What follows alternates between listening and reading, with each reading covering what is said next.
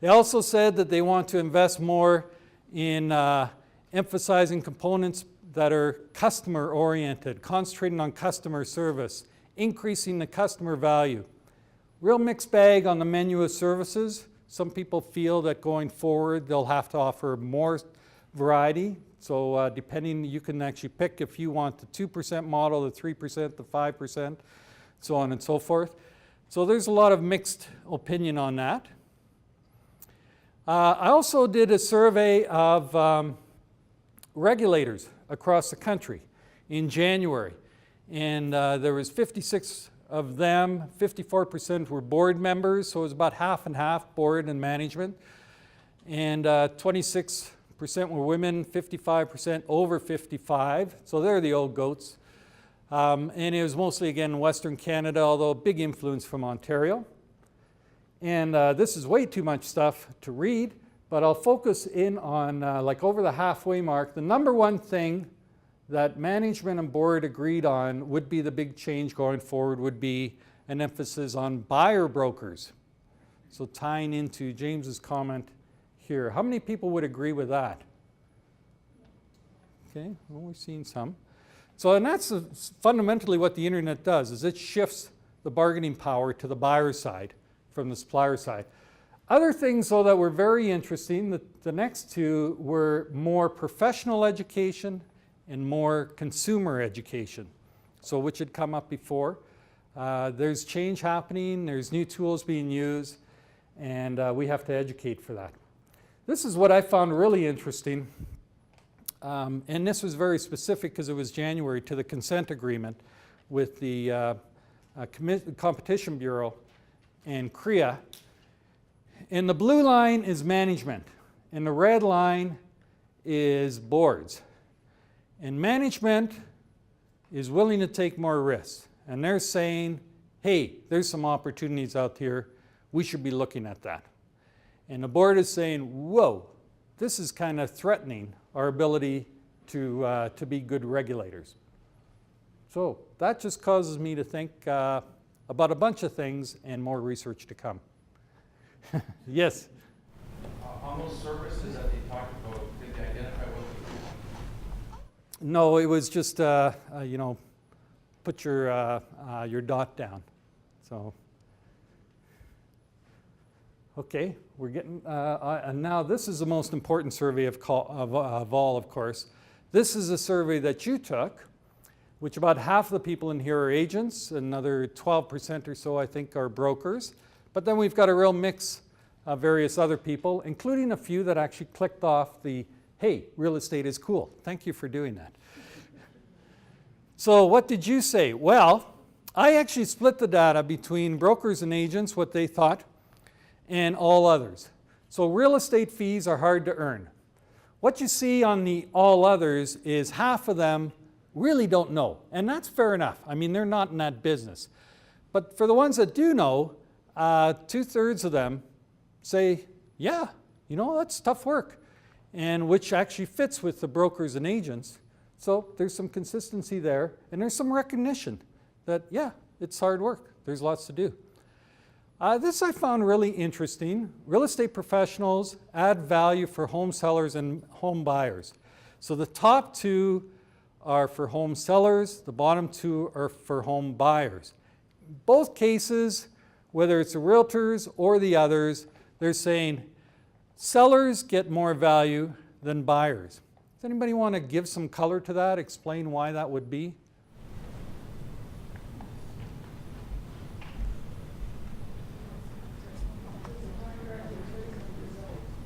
Sorry? Okay, so the answer was there's a contract in place with the sellers, so they have more services, certainly more identifiable. Okay, yes? I think for sellers you do more visibly identifiable where you take pictures, measure the house, put it on the internet, et cetera, et cetera. Buyers, you just take them out, they look and they say, oh, I like that one. Okay, so the answer is for sellers, it's more visible. All the work that you're doing, you're taking pictures, you're measuring, you're putting stuff on the internet, you're advertising. So it's much more visible, the effort that's being put in. I also want to point out that on the all other side, you know, like 77% agree or strongly agree, hey, that's pretty good. I got to tell the people who are in the real estate industry, like, let me ask you this. What do you think the answer would be if I asked you if you feel that lawyers add value? Not 77%, I'm guessing. So we got some pretty good stuff happening there. Next questions were, the top line again is real estate professionals should add more value. And everybody seems to feel yes, and in particular the all others say yes, yes, bring us more value. So something to keep in mind.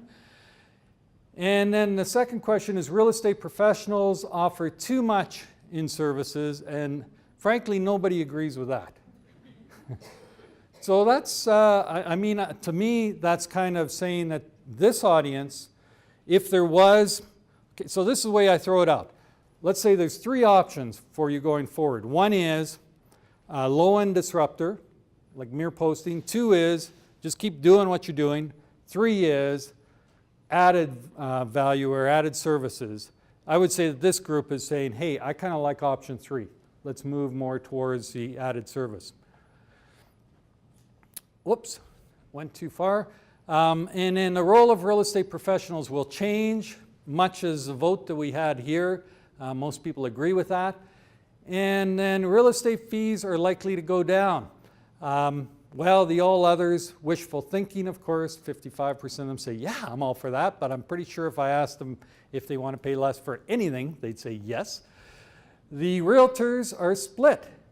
Pretty much a three-way split. Some say, no, they might actually go up. Some say, no, they're going to stay the same as they are. And a third of them say, yeah, they're going down. So that is interesting in itself. I think we're really caught in this period of change. One of the things out of the broker survey, 240 brokers, I don't think I mentioned this, I did a survey in 2005 and asked the brokers, when will change occur? And the number one answer was 10 years plus. Don't worry about it, 10 years plus. That was in 2005, so that would put us into 2015. This time I asked, when will change happen? The mean, 4 years. 2015 again. So either everybody's got their head locked on 2015, or the intuition back in the day was correct, and we seem to be moving towards some kind of change happening in the next few years. So what's next? Well, scenario one that's been put out is that there's no role for real estate professionals. That, frankly, is not supported by the theory, by the literature that I've reviewed, by the survey data. Absolutely nothing supports the idea that real estate brokers and agents are going to disappear. But scenario two, that there's some kind of change future, seems to be very strongly supported, and more towards diverse multiple offerings. Somehow the industry makeup will change. Firms should build their capabilities in relation to roles matrix. So that's that idea, moving from the matching more towards the bargaining. Education seems to be very, very key. And decoupling matching and bargaining is one option, but there seems to be more and more emphasis on extending matching excellence to develop the long tail. In other words, other industries are moving to the long tail. Real estate kind of started with it. Now can you add value onto it to have something really quite spectacular?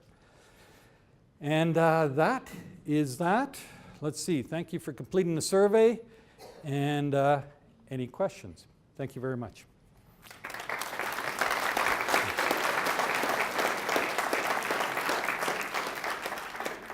So Richard, just take questions? Yeah.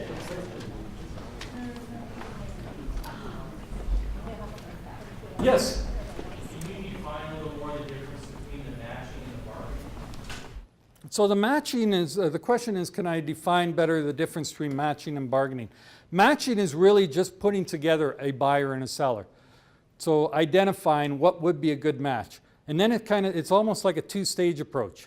Then you move into the bargaining, which I would argue is maybe not the right word, because it's meant to encompass everything that's required to take that match, like we connect well together, or that's the house for me, to having the keys in your hand.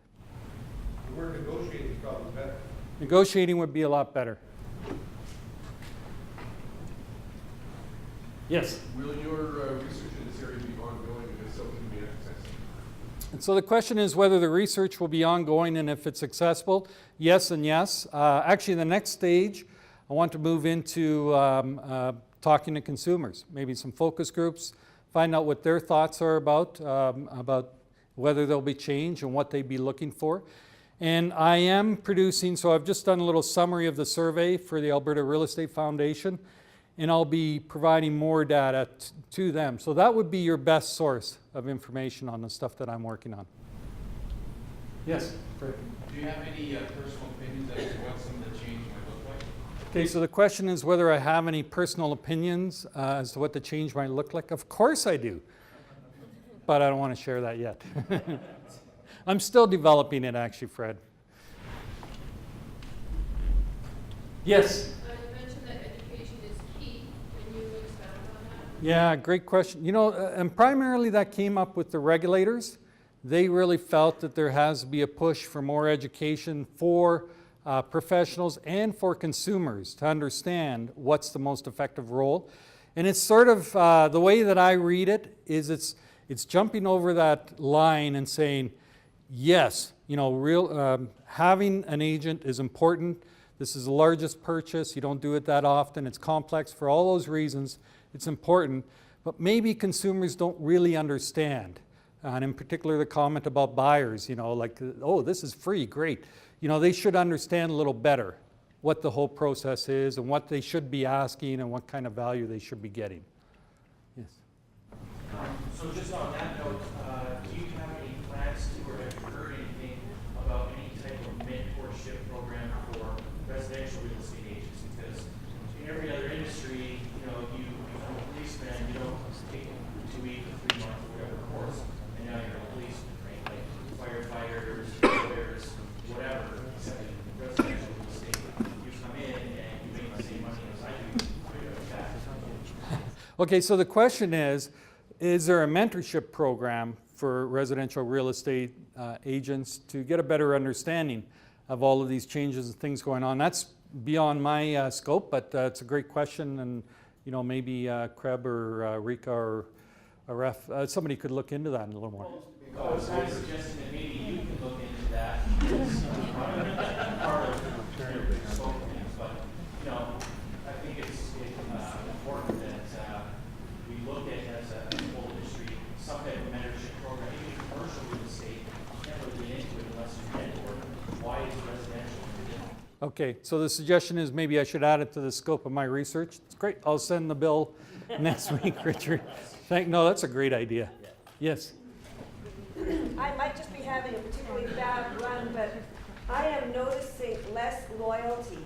And so we have a kind of paradox in that as we as an industry are, as we are better educated and for example, the public might perceive that one realtor does what another realtor does, even though that might not be true, my feeling is that we're being treated like retail salespersons.